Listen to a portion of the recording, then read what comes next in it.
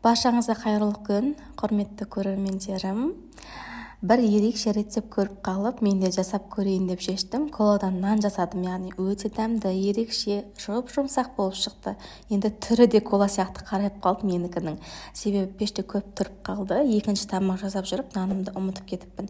Егер сіздер жасап жатсаңыздар, сарғайтып, әдемілеп пісіріп алсаңыздар болады. Сияқты естеріңізден шығып кетпесін. Ендеше нанымызды жасауға кірісейік. Ұнды елеуші өткізіп дайындап аламыз да, ұнға тұз, қант, ашытқыны салып, жақсылап араластырып аламыз. Құрметті көрермендерім, барлық заттың мөлшерін төменде описание бөліміне жазып қалдырамын. Сол жерден қарасаңыздар болады. Ендігі кезекте бізге кола қажет болады. Бөлме температурасында тұрған кәдімгі жылылау коланы осы ұнымызға салып, жақсылап араластырып, қамыр дайындаймыз.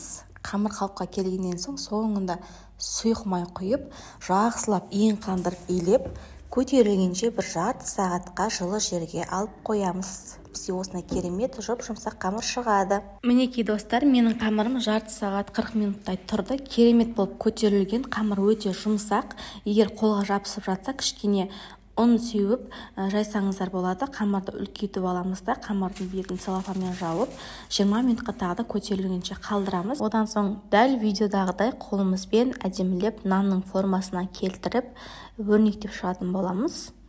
Қамырмен жұмыс жасау өте ыңғайлы, өте жұмсақ болады. Егер қолыңызда кішкене жабысса, кішкене қолыңызды ұнға батырып жеріп өрнектесеңіздер болады. Бетіне жұмыртқаның сары-уызын жағып, қаласаңыз күнжіт сеуіп, қызып тұрған 220 градус пеште, 250 градус пеште қызартып, сарғайтып пісіріп аламыз. Мен сияқты естеріңізден шығып кетпесін. Бастапқыда айтқанымдай, менікі енді кішкене көп тұрып қалғаннан соң кішкене қарайып тұр. Егер уақытында алсаңыздар, өте әдемі, сап-сары, жұмсақ керемет болып шығады.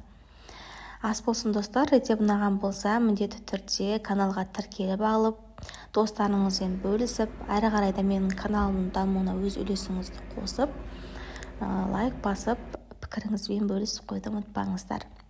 Алда өте керемет жаңа рецепттер болады, жіберіп алмау үшін, сондықтан да міндетті түрде подписаться батырмасын басуды ұмытпаңыздар.